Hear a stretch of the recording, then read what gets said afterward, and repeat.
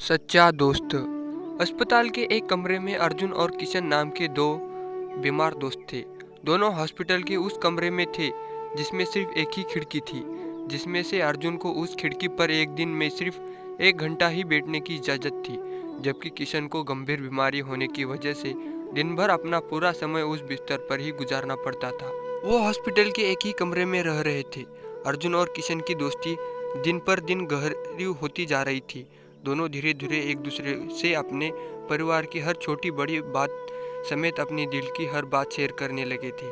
खिड़की के पास बैठकर किशन अपने दोस्त अर्जुन को बाहरी दुनिया की सारी बातें बताता था, जिसे सुनकर अर्जुन को काफ़ी अच्छा महसूस होता था और धीरे धीरे वह अपनी बीमारी को भी भूलने लगा था और उसके अंदर तो जिंदगी जीने की आशा खत्म हो गई थी, वो फिर से जाग उठी थी।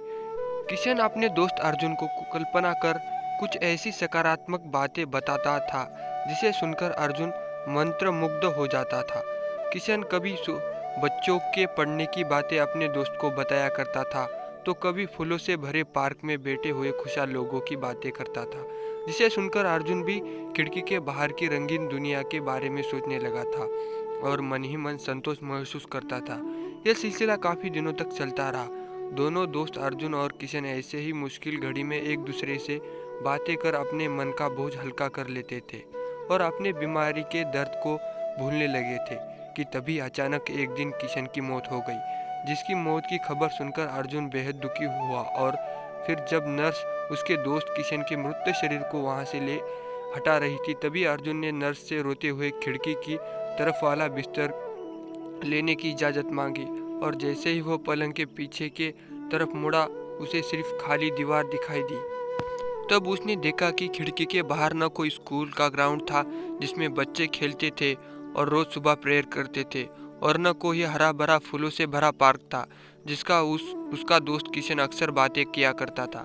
उसने नर्स से खिड़की के बारे में पूछा जिससे रोज उसका दोस्त बाहर देखा करता था।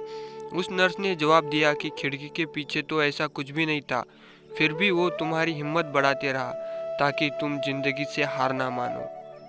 कहानी से सीख। हमें हमेशा अपने जीवन में ऐसे काम करने चाहिए जिससे दूसरों की जिंदगी में खुशियाँ मिले और जिंदगी जीने की नई उमंगें जगे। दोस्तों, आशा करता हूँ कि आपको ये हमारी कहानी पसंद आ गई होगी।